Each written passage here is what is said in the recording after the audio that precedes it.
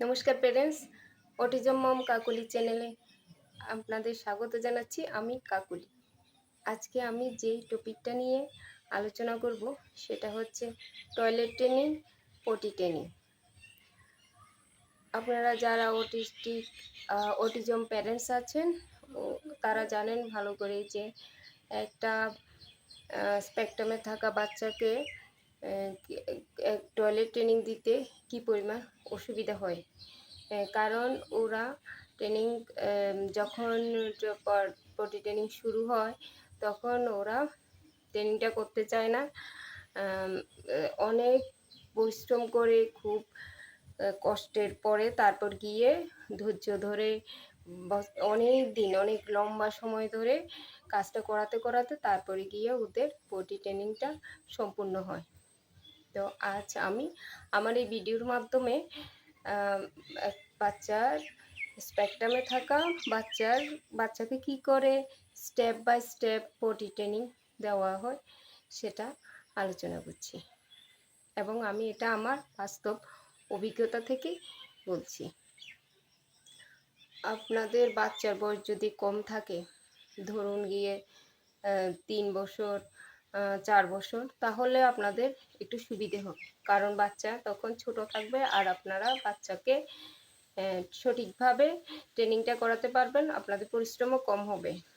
কিন্তু আপনাদের বাচ্চা যদি আরেকটু বড় হয়ে গিয়ে থাকে এবং পটি ট্রেনিং দেওয়া না হয় তাহলে একটু অসুবিধা হবে।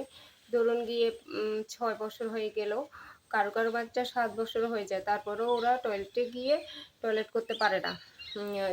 যার ফলে অনেক বাচ্চা আছে ওরা বোঝাতে পারে না যে ওরা নিজে থেকেও বুঝতে পারে না যে ওদের টয়লেট পেয়েছে, যার ফলে ওরা ওদের জামা কাপড় নোংরা করে ফেলে।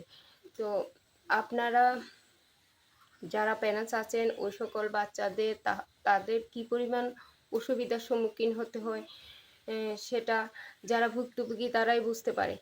তো এই কারণে বাচ্চাদের প্রথম থেকেই আপনারা টয়লেট ট্রেনিংটা, পটি ট্রেনিংটা করাবেন। প্রথম থেকেই করালে তাহলে বাচ্চাটা যখন ছোট থাকবে তখন থেকেই আস্তে আস্তে অভ্যস্ত হয়ে যাবে, আর আপনাদেরও পরিশ্রমটা একটু কম হবে বাচ্চাকে নিয়ে। যেহেতু বড় হয়ে গেলে বাচ্চা, তাহলে আপনাদের বেশি পরিশ্রম করতে হবে। তো প্রথমে আপনারা বাচ্চাকে কি করবেন, বাচ্চাকে ফলো করবেন। বাচ্চার টয়লেট কখন পেয়েছে, পটি কখন পেয়েছে, এইসবগুলো একটা ধরুন গিয়ে 1 সপ্তাহ 15 দিন একটা চার্টের মতো করে রাখবেন। তারপরে আপনাদের ওটা দেখে আপনাদের একটু সুবিধা হবে যে বাচ্চা কয় ঘন্টা পর পর টয়লেট করছে, কয় ঘন্টা পর পর ও মূত্রত্যাগ করছে, দিনের মধ্যে কয়বার পটি করছে। এসব আপনারা যখন একটা অবজার্ভ করে বাচ্চাকে একটা চার্টের মতো করে লিখে রাখবেন, তখন আপনারা বুঝবেন যে কয় ঘন্টা, কি বাচ্চা কি 2 ঘন্টা পর টয়লেট করছে না কয় ঘন্টা পর করছে। তো ওই হিসাবে আপনারা পরে বাচ্চাকে ট্রেনিং দিতে গেলে ওই সময়টা চার্টটার দরকার হয়। হ্যাঁ, তারপরে আপনারা যখন একটা রুটিন করে নেবেন বাচ্চার জন্য, প্রথম দিকে এটা বাচ্চার শুরুতে লাগে, ট্রেনিংয়ের শুরুতে এভাবে করে একটা সুন্দরভাবে রুটিন করে এগুলো আপনি খুব সহজে বাচ্চাকে টয়লেট ট্রেনিংয়ে অভ্যস্ত করাতে পারবেন। এবং বাচ্চা তখন যখন কিছুদিন হয়ে যাবে, কিছুদিন পর ট্রেনিংয়ের পর আপনার বাচ্চা নিজে থেকেই টয়লেটে গিয়ে টয়লেট করতে পারবে, আপনাকে আর অসুবিধার সম্মুখীন হতে হবে না বা কোথাও গিয়ে এম্বারেস হতে হবে না। বাচ্চা যদি ঠিকমতো টয়লেট ট্রেনিংটা করতে পারে, নিজে থেকে টয়লেটে গিয়ে পটি করা, টয়লেট করা এসব ঠিকমতো করতে পারে, তাহলে আপনাকে কোথাও বাচ্চাকে নিয়ে যেতেও সুবিধে হবে না।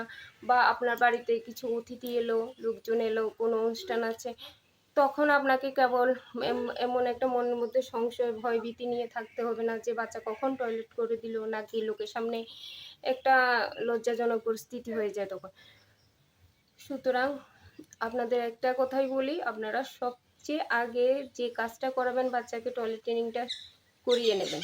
বাচ্চাকে শিখিয়ে দেবেন যে বাচ্চাকে অভ্যস্ত করিয়ে দেবেন। ও যখন চাপ সৃষ্টি হবে নিজে থেকে বুঝবে যে টয়লেটের চাপ সৃষ্টি হয়েছে, এখন আমাকে গিয়ে টয়লেট করতে হবে। তো এই জন্য বাচ্চাকে প্রথমে যখন আপনি দেখবেন যে বাচ্চা 2 ঘন্টা পর পর টয়লেট করছে, কি কারোর বাচ্চার ধরেন 1.5 ঘন্টা বা 2.5 ঘন্টা পরও করতে পারে। এক একজনের এক এক রকম জল মানে কি পরিমাণ তরল পদার্থ নিচ্ছে খাচ্ছে সেই সেই হিসাবে হয়। তো আপনারা তখন ধরুন গিয়ে কারোর বাচ্চা 1 ঘন্টা পর টয়লেট, 1 ঘন্টা পর পর বা 1.5 ঘন্টা পর পর টয়লেট করছে, তখন আপনারা ওই যে টাইমটা শিডিউলটা তৈরি করে রেখেছেন, রেখেছেন, ওখান থেকে 10 মিনিট আগে নিয়ে যাবেন। হ্যাঁ, সময় হওয়ার 10 মিনিট আগে আপনারা যখন দেখবেন যে হ্যাঁ সময় হয়ে গেছে, তখন আপনারা টয়লেটে নিয়ে যাবেন, নিয়ে গিয়ে টয়লেট করাবেন, প্যান খুলে বসে সুন্দরভাবে প্রপারভাবে বসিয়ে টয়লেট করিয়ে আনবেন। বাচ্চা প্রথমে যেতে চাইবে না টয়লেটে, কারণ প্রথম যেসব বাচ্চাদের আগে থেকে ট্রেনিং হয়নি, ওদের কথা বলছি, ওরা টয়লেটে যেতে চাইবে না। আপনি জোর করে নিয়ে গিয়ে বসাবেন, অনেক কান্নাকাটি করবে, তারপরও আপনারা কিন্তু ধৈর্য ধরে নিয়ে গিয়ে বসাবেন এবং টয়লেট করিয়ে আনবেন। এভাবে প্রপারভাবে টয়লেট করিয়ে প্যান্টটা পরিয়ে সুন্দরভাবে হাত পা পরিষ্কার করে নিয়ে আসবেন, জল ঢেলে দিয়ে জল ঢালা সব কিছু দেখাবেন, সব কিছু বলে বলে করবেন যে হ্যাঁ এবার প্যান্টটা পরো, এবার এই করো সেই করো, সব কিছু বলবেন, এবার জল ঢেলে দাও, এগুলো বলতে থাকবে। বাচ্চা আস্তে আস্তে করে মাথার মধ্যে এগুলো ঢুকিয়ে যাবে, শুনতে শুনতে শুনতে শুনতে এগুলো মেমোরাইজড হয়ে যাবে বাচ্চার, আর বাচ্চা কাজটাও দেখবে, আস্তে আস্তে শিখবে। তারপর এভাবে করবেন। আবার যখন পটি পাবে বাচ্চা, তখন গিয়ে বসাবেন পটি করতে, কীভাবে প্যান্টটা খুললে বসা, সব কিছু বলতে হবে আপনাকে, বলে বলে করাবেন। দেখবেন বাচ্চা প্রথমে তো পটি করতে ওই ঢুকতেই চাইবে না, আরও টয়লেটে যেতেই চাইবে না, পটি করতেই চাইবে না, বাইরে করতে চাইবে, যেহেতু ওদের আগে থেকে বা ও যে আগে যেখানে করতো, হ্যাঁ ছোটো একটা পটি কিনতে পাওয়া যায়, ওগুলোর মধ্যে করলে ওখানেই করতে চাইবে, কিন্তু ওখানে তো আর সবসময় করতে পারবে না, যখন ছোট তখন করছিল, কিন্তু আস্তে আস্তে তো আমাদের ওকে টয়লেটে নিয়ে যেতে হবে। তো বাচ্চা যেতে চাইবে না, আপনি জোর করে নিয়ে বুঝিয়ে শুনিয়ে নিয়ে বসাবেন, প্যান্ট খুলো, এই বসো, এভাবে বসবে, কিন্তু বাচ্চা আপনার প্রথমে ও ঘরে যেতে চাইবে না। হ্যাঁ, একটা কারণ ওদের পরিচিত পরিবেশের বাইরে কিছু করতে গেলে ওরা কিন্তু ভীষণভাবে মানে ট্যান্ট্রাম শো করে, আর ওরা তখন ভীষণ রেগে যায়, চিৎকার করবে, মেলডাউন হবে, অনেক কিছু হয়ে যাবে। কিন্তু আপনি এসব দেখে থেমে থাকলে আপনাকে হবে না। আপনি জোর করে হোক, বুঝিয়ে শুনিয়ে হোক, যেভাবে হোক আপনি গিয়ে বসাবেন, পটি করাবেন, এবং প্রথমত দেখবেন যে বাচ্চা পটি করতে চাইবে না, বসে থাকবে শক্ত হয়ে, কারণ ওরা ওই পরিচিত পরিবেশ থেকে একটু কিছু এক্সট্রা কিছু বাইরে কিছু গেলেই অসুবিধার সৃষ্টি করে। তো ওরা যখন নতুন একটা জায়গায় গিয়ে মানে ল্যাট্রিনে গিয়ে পটিটা করছে, তো তখন ওরা ওখানে করতে চাইবে না, বিভিন্ন সমস্যা হবে, চিৎকার করবে, চেপে পটিটা উঠিয়ে নেবে। কিন্তু আপনাকে বসিয়ে রাখতে হবে। আপনি ধরেন 5 মিনিট 10 মিনিট জোর করে বসালেন, তারপর দেখলেন হলে তো হয়ে গেল, ভালো কথা, ধুয়ে টুয়ে বেরিয়ে মানে বের করে নিয়ে আসবেন। আর যদি না হয় পটিটা, তখন ধরেন উঠিয়ে নিল কোনো কারণে, তখন আপনি আর বেশিক্ষণ ওয়েট করবেন না, ধুয়ে টুয়ে নিয়ে আসবেন। এবং আমি এটা যত সহজে বলছি, ব্যাপারটা কিন্তু অনেক অনেক পরিশ্রমের এবং অনেক কঠিন, অনেক ধৈর্যের ব্যাপার। খুব ধৈর্য ধরে আপনারা এই কাজটা করাবেন। এটা রীতিমতো একটা যুদ্ধের ব্যাপার। প্রথম এমনই হয়, প্রথম বাচ্চাদের যখন টয়লেট ট্রেনিং করানো হয়, তখন ওটা একটা রীতিমতো যুদ্ধের ব্যাপার হয়ে যায়। তারপরও আপনারা ধৈর্য ধরে মাথা ঠান্ডা রেখে কাজটা করবেন, করে এভাবে করতেই থাকবেন। হ্যাঁ, প্রতিদিন নির্দিষ্ট সময়ে, যেমন ঘুম থেকে ওঠার পর পটি করানো, ওই সময়টাই আপনারা মেনটেন করবেন প্রতিদিন। প্রয়োজন বোধে বিকেলে আবার নিয়ে যাবেন, যদি আপনার বাচ্চার প্রয়োজন হয়, বা এর আগে আপনি বাচ্চাকে যেই কয়দিন অবজার্ভ করেছেন, লিখে রেখেছেন কোন টাইমে পটিটা হতো, ওই সময় ধরে অনেক বাচ্চা সকালে একবার করে, তো সন্ধ্যার দিকে বা বিকেলে করে, ওই হিসাব করে আপনারা ওই সময়টার মধ্যে নিয়ে যাবেন, বসাবেন। এভাবে করতে করতে অনেক সময় কি হয় ২০-২৫ দিনে অভ্যাস হয়ে যায়। লাকিলি এমন বাচ্চা কমই থাকে। বেশিরভাগ বাচ্চাদেরই একটা লম্বা সময় লাগে। ধরুন ২ মাসও লাগে, ৩ মাসও লাগে। তো ওটা আবার একেক বাচ্চার একেক রকম শেখার টাইম থাকে। কেউ একটু দ্রুত শিখে, কেউ একটু দেরিতে। তারপরেও বাচ্চারা শিখেই যায়। কয়েক মাস আপনারা ধৈর্য ধরে চেষ্টা করুন, একদম শিখে যাবে। অ্যাম সুন্দরভাবে পটি করে তখন দেখবেন বেরিয়ে আসবে ধুয়ে টুয়ে। কিন্তু ১ম দিকে আপনারা যখন বসাবেন এত যুদ্ধের পর, তারপরে দেখবেন ১ম কয়েকদিন তো ওই টাইমে করছে না। কিন্তু আস্তে, আস্তে নিতে ১ সপ্তাহ পর দেখবেন যে হ্যাঁ, ওই টাইম আপনারা যখন নিয়ে গেছেন ঠিক ওই সময়টার মধ্যেই করছে পটিটা। এভাবে চলতে, চলতে ওদের পটির টাইমটা একদম ফিক্সড হয়ে যাবে। আবার ফাঁকে, ফাঁকে আপনারা টয়লেটের টাইমেও টয়লেটে নিয়ে যাবেন।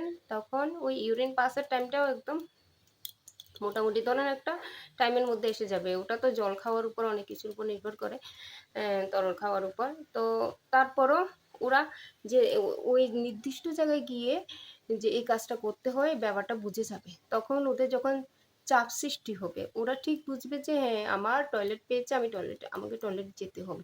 তখন ওরা নিজে থেকেই যাবে। তারপরও আপনি সাথে যাবেন। যখন ওরা সম্পূর্ণ শিখে যাবে, ট্রেনিংটা সম্পূর্ণ কমপ্লিট হবে, তারপরেও আপনি সাথে থাকবেন। ঠিকমতো ধুচ্ছে কিনা, ঠিকমতো জল দিচ্ছে কিনা, পরিষ্কার করছে কিনা, সব কিছু লক্ষ্য করবেন।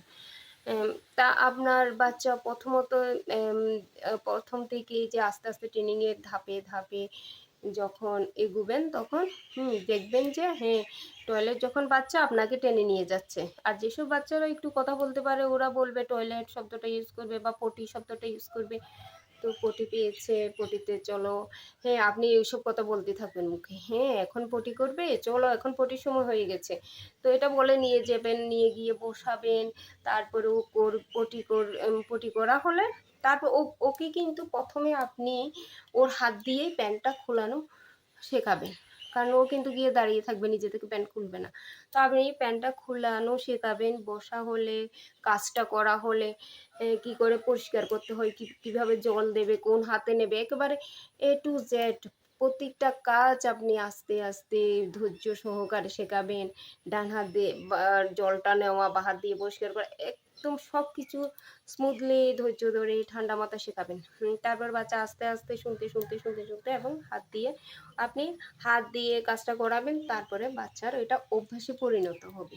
এটা অনেক লেংদি প্রসেস, কিন্তু একদিন হয়ে যাবে। কিছুদিন অভ্যাসের পর ওদের এইটা ভালোভাবে রপ্ত হয়ে যাবে। তখন ধুয়ে মুছে পরিষ্কার করে কীভাবে কাজটা হলে এরপর প্যান্টটা টেনে তোলো, তুমি তোলো, তোমার হাতে এসে বলবে। না তুললে আপনি ধরে ওর হাতটা ধরে তুলে দেবেন। এরপর পায়ের মধ্যে জল ঢালা, প্যানে জল ঢেলে ওগুলো পরিষ্কার করা, সব কিছু। আর যদি আপনার বাচ্চা কোমোটে বসে তাহলে ওটা ফ্ল্যাশ করা, সব কিছু শেখাবেন সুন্দরভাবে।